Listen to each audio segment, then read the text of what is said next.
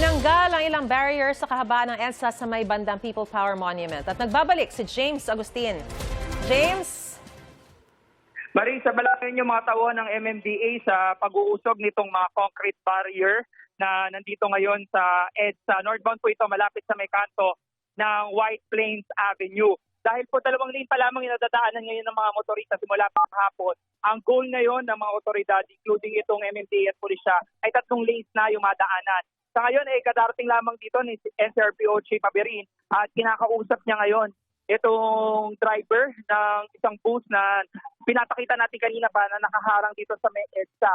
Kagabi, Maris, itong bus na ito ay pinapakiusapan ng mga pulis na ialis na nga dito para maging 3 lane yung madaanan ng mga motorista, pero hindi pumayag yung mga nagkikilos protesta dito. Pero ngayong umaga ay sa QCPD ay makipag-ugnayan sila doon sa LGU na nag-issue mismo nitong permit para maipakita dito na kabilang doon sa provision ay bawal yung mga sasakyan dito along White Plains Avenue maging dito sa EDSA para mapapagindalin ng trapiko dito sa lugar. Ngayon po, patuloy yung pagdating ng mga magkikilos protesta dito sa People Power Monument.